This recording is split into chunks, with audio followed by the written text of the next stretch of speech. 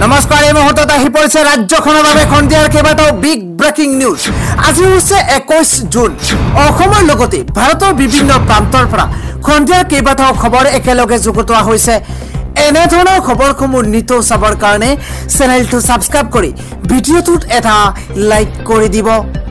এই মুহূৰ্তত জনাইছোৰা গুৰুত্বপূৰ্ণ খবৰ। অসম মন্ত্ৰীসভাৰ ব্যাপক ৰদবদল। অসম মন্ত্ৰীসভাৰ ৰদবদলক লৈ মুখ্যমন্ত্ৰী ডক্টৰ হিমন্ত বিশ্ব শৰ্মাৰ ডাঙৰ ঘোষণা। এটা গুৰুত্বপূৰ্ণ খবৰ দিব বিচাৰিছো। অসম মন্ত্ৰীসভাৰ ৰদবদলক লৈ মুখ্যমন্ত্ৰী ডক্টৰ হিমন্ত বিশ্ব শৰ্মাই এক বৃহৎ ঘোষণা কৰিছে। 15 আগষ্টৰ পূৰ্বে হ'ব মন্ত্ৰীসভাৰ সম্প্ৰসাৰণ। নিশ্চিতভাৱে এটা গুৰুত্বপূৰ্ণ খবৰ। 15 আগষ্টৰ পূৰ্বে হ'ব মন্ত্ৰীসভাৰ সম্প্ৰসাৰণ। 19 জনীয়াই হ'ব মন্ত্ৰীসভা। ডাঙৰ খবৰ। 19 জনতকৈও বৃদ্ধি নাপায় মন্ত্ৰীৰ সংখ্যা। খালি হৈ থকা দপ্তৰ ভাগ কৰি দিয়া হ'ব। এই মন্ত্ৰীসভাত বহুকেইখন নতুন মুখে স্থান লাভ কৰাৰ সম্ভাৱনা আছে। এটা গুৰুত্বপূৰ্ণ খবৰ দিব বিচাৰিছো। অসম মন্ত্ৰীসভাৰ ৰদবদলক লৈ মুখ্যমন্ত্ৰী ডক্টৰ হিমন্ত বিশ্ব শৰ্মাই বৃহৎ ঘোষণা কৰিছে। কিন্তু অসম মন্ত্ৰীসভাৰ বহুকেইখন নতুন মুখে স্থান লাভ কৰাৰ পূৰ্ণ সম্ভাৱনা আছে। খালি হৈ থকা দপ্তৰ ভাগ কৰি দিয়া হ'ব। 19 জনতকৈও বৃদ্ধি নাপায় মন্ত্ৰীৰ সংখ্যা। পৰৱৰ্তী গুৰুত্বপূৰ্ণ খবৰ হৈছে এফালে যদি ৰাজ্যৰ ভিন্ন প্ৰান্তত বানে সংহাৰী ৰূপ ধাৰণ কৰিছে আৰু তাৰ সমান্তৰালভাৱে দেশৰ আন এটা প্ৰান্তত হিট ষ্ট্ৰোকত 70 গৰাকী লোকৰ মৃত্যু হৈছে। এটা গুৰুত্বপূৰ্ণ খবৰ দিব বিচাৰিছো। হিট ৱেভৰ প্ৰকোপ এইবাৰ দিল্লীত হিট ষ্ট্ৰোকত মৃত্যুৰ সংখ্যা 70 গৰাকীলৈ বৃদ্ধি পাইছে। দেশত প্ৰতিদিনে গ্ৰীষ্ম প্ৰবাহে ভয়ংকৰ ৰূপ ধাৰণ কৰিছে। 45 ডিগ্ৰীৰো অধিক অসহনীয় তাপমাত্ৰাৰ হাহাকাৰ এতিয়া ৰাজধানী দিল্লী। বিগত 36 ঘণ্টাত হিট ৱেভৰ প্ৰকোপত 32 গৰাকীকৈ লোকৰ মৃত্যু হৈছে। উৎকট গৰমত দিল্লীত মৃতকৰ সংখ্যা 70 গৰাকীলৈ বৃদ্ধি পাইছে। ডাঙৰ খবৰ। গাজিয়াবাদত শ্মশানত শাৰী পাতিছে এইবাৰ মৃতকৰ পৰিয়ালে। মৃতদেহ দাহৰ বাবে ঠাইৰ অভাৱ হৈছে গাজিয়াবাদত। গাজিয়াবাদত গৰমৰ প্ৰকোপত মৃত্যুৰ সংখ্যা 89 গৰাকীলৈ ইতিমধ্যে বৃদ্ধি পাইছে বুলি জানিব পৰা গৈছে। বিগত 2 সপ্তাহ গ্ৰীষ্ম প্ৰবাহে ৰাজধানী দিল্লীত লৈছে ভয়ংকৰ ৰূপ। পৰৱৰ্তী গুৰুত্বপূৰ্ণ খবৰ হৈছে আজি কংগ্ৰেছে দেশ কঁপাইছে। মোদী চৰকাৰৰ বিৰুদ্ধে আজি কংগ্ৰেছে কঁপাই তুলিছে ৰাজপথ। নিশ্চিতভাৱে এটা গুৰুত্বপূৰ্ণ খবৰ। মোদী চৰকাৰৰ বিৰুদ্ধে কংগ্ৰেছে কঁপাইছে আজি দেশ। নীট পৰীক্ষা ইউজিচি নীট পৰীক্ষাৰ কেলেংকাৰীৰ বিৰুদ্ধে আজি সৰ্ববৃহৎ প্ৰতিবাদ সাব্যস্ত কৰিছে। এটা গুৰুত্বপূৰ্ণ খবৰ দিব বিচাৰিছো। দেশজুৰি বিজেপি চৰকাৰৰ বিৰুদ্ধে ওলাই আহিছে শ শ কংগ্ৰেছ কৰ্মী। এটা বিগ আপডেট এই মুহূৰ্তত দিবলৈ লৈছো। শ শ শিক্ষাৰ্থীৰ জীৱনক লৈ হেতালি খেলাৰ বিৰুদ্ধে গৰজি উঠিছে এইবাৰ কংগ্ৰেছ। ৰাজ্যত কংগ্ৰেছ কৰ্মীয়ে কঁপাই তুলিছে প্ৰতিবাদ। ৰাস্তা কঁপাই তুলিছে ৰাজ্যত। প্ৰতিবাদত বহিছে শ শ কংগ্ৰেছ কৰ্মী। প্ৰতিবাদকাৰীক বাধা দিয়া প্ৰশাসনৰ সৈতে কংগ্ৰেছীৰ তীব্ৰ সংঘৰ্ষ। এই মুহূৰ্তত এটা ডাঙৰ খবৰ। নেটৰ কেলেংকাৰীক লৈ প্ৰধানমন্ত্ৰীৰ উত্তৰ বিচাৰি প্ৰতিবাদ সাব্যস্ত কৰিছে কংগ্ৰেছীয়ে।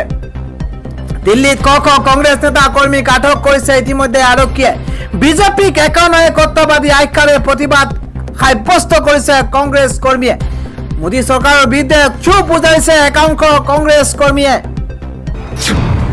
আন এটা গুৰুত্বপূৰ্ণ খবৰ হৈছে 20 বছৰ পিছত আজি নিশা এক বিৰল মহাজাগতিক ঘটনা আপোনালোকে প্ৰত্যক্ষ কৰিব। 20 বছৰ পিছতে এনে দৃশ্য হয়তো আজি নিশা আপোনালোকে দেখিবলৈ পাব।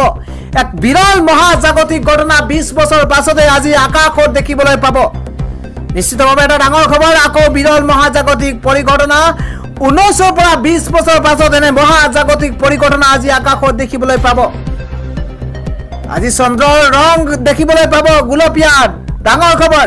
আজি নিশা চন্দ্ৰৰ ৰং হ'ব গুলপীয়া। গুলপীয়া ৰঙত দেখিবলৈ পাব আজি চন্দ্ৰক। যিহেতু আজি পূৰ্ণিমা আৰু এই পূৰ্ণিমাত চন্দ্ৰক দেখা যাব গুলপীয়া ৰঙত। জ্যোতিৰ্বিজ্ঞানৰ মতে চন্দ্ৰ আজি নিজৰ কক্ষপথৰ পৃথিৱীৰ একেবাৰে ওচৰত থাকিব, যাৰ বাবে স্বাভাৱিক দিনতকৈ আজি চন্দ্ৰক অধিক ডাঙৰ আপোনালোকে দেখিবলৈ পাব। বৃহস্পতিবাৰৰ পৰা শনিবাৰলৈকে চন্দ্ৰক অধিক উজ্জ্বল ৰূপত দেখা পাব নিশ্চিতভাৱে এটা ডাঙৰ খবৰ আকৌ এক বিৰল মহাজাগতিক পৰিঘটনা আজি 19 পৰা 20 বছৰ পিছত আপুনি আকাশ মাৰ্গত দেখিবলৈ পাব আজি নিশা পৰৱৰ্তী ব্ৰেকিং নিউজ হৈছে এবাৰ সৰ্বানন্দ সোণোৱালক উভতি ধৰিছে আজি অসম গণ পৰিষদৰ সভাপতি লুৰিণজ্যোতি গগৈয়ে ধনৰ বলতহে হেনো সৰ্বানন্দ সোণোৱালে ডিব্ৰুগড়ত জয় লাভ কৰিছে নিশ্চিতভাৱে ৰাজনৈতিক প্ৰেক্ষাপটৰ এটা ব্ৰেকিং নিউজ ধনৰ বলতে ডিব্ৰুগড়ত জয়ী হৈছে সৰ্বানন্দ সোণোৱাল এক ডাঙৰ মন্তব্য কৰিছে আজি সৰ্বানন্দ সোণোৱালে ক্ষমা কৰিব লুৰিণজ্যোতি গগৈয়ে এটা ডাঙৰ মন্তব্য কৰিছে খিলঞ্জীয়া মানুহে সৰ্বানন্দ সোণোৱালক ভোট নিদিলে তথাকথিত ভোট বেংকে জিকাইছে সৰ্বানন্দ সোণোৱালক এটা বিগ আপডেট ৰামেশ্বৰ তেলিক খলনি কৰাৰ লগে লগে বিজেপিৰ নৈতিক পৰাজয় হ'ল ডিব্ৰুগড়ত ৰামেশ্বৰ তেলিক খলনি কৰাৰ লগে লগে বিজেপিৰ নৈতিক পৰাজয় হ'ল ডিব্ৰুগড়ত এই মন্তব্য কৰিছে অজাপৰ সভাপতি লুৰিণজ্যোতি গগৈয়ে আৰু মন্তব্য কৰিছে ইপিনে পঞ্চায়ত নিৰ্বাচনক লৈ লুৰিণজ্যোতি গগৈয়ে প্ৰতিক্ৰিয়া প্ৰকাশ কৰিছে পঞ্চায়ত আৰু 2026ৰ বিধানসভা নিৰ্বাচনক লৈ আমি খাজু বুলি মন্তব্য কৰিছে অসম গণ পৰিষদৰ সভাপতি লুৰিণজ্যোতি গগৈয়ে এবাৰ আগন্তুক পঞ্চায়ত নিৰ্বাচনত সকলো বিৰোধী একেলগে খেলাৰ কথা ভাবিছো বুলি মন্তব্য লুৰিণজ্যোতি গগৈ বিৰোধীয়ে খুকিয়াকৈ খেলিলে শাসক পক্ষ লাভৱান হ'ব এই ক্ষেত্ৰত হ'ব পৰা সমস্যাসমূহ আমি আলোচনা কৰি নিষ্পত্তি কৰিব লাগিব আমি বিৰোধী ঐক্য 2026ক লৈ ঐক্যবদ্ধ হৈ থাকিম ঐক্যবদ্ধ হৈ আগবাঢ়িলেহে লক্ষ্যত উপনীত হ'ব পাৰিম পঞ্চায়ত নিৰ্বাচনক লৈ ভয় খাইছে বিজেপিয়ে সেয়েহে চিহ্নবিহীন নিৰ্বাচন বিচাৰিছে বুলি মন্তব্য লুৰিণজ্যোতি গগৈৰ সন্ধিয়াৰ পৰৱৰ্তী ব্ৰেকিং নিউজ হৈছে বান সাহায্য নোপোৱাৰ প্ৰতিবাদত এইবাৰ কাছাৰত এক উত্তপ্ত পৰিস্থিতি ঘেৰাও কৰিছে শ বন্যাৰ্থই বানপানীৰ ককপকাই থকা বন্যাৰ্থক সাহায্য প্ৰদান নকৰাৰ প্ৰতিবাদত চক্ৰ বিষয়াৰ কাৰ্যালয় ঘেৰাও কৰিছে শ বন্যাৰ্থসকলে এটা গুৰুত্বপূৰ্ণ খবৰ দিব বিচাৰিছো ভাৰত বাংলাদেশ সীমান্তৰ মহাদেৱপুৰ ৰংপুৰ নাটানপুৰ সৰজপুৰ আদি 6খনকৈ গাঁও পঞ্চায়তৰ লোকে ঘেৰাও কৰিছে চক্ৰ বিষয়াৰ কাৰ্যালয় চক্ৰ বিষয়া হাই বিধায়ক খলিলুদ্দিন মজুমদাৰ হাই আদি শ্লোগান দি পৰিস্থিতি উত্তপ্ত কৰিছে বন্যাৰ্থই কেইবাদিন ধৰি বানত বুৰি থকাৰ পাছতো আজিলৈ প্ৰশাসনৰ লোকে বন্যাৰ্থৰ খবৰ নোলোৱাৰ অভিযোগ উত্থাপন কৰিছে শ বন্যাৰ্থই আন এটা ব্ৰেকিং নিউজ হৈছে জামিন নাপালে কাৰাগাৰতে থাকিব লাগিব দিল্লীৰ মুখ্যমন্ত্ৰী অৰবিন্দ কেজৰিৱাল এটা গুৰুত্বপূৰ্ণ খবৰ দিব বিচাৰিছো আজি জেলৰ পৰা ওলাই আহিব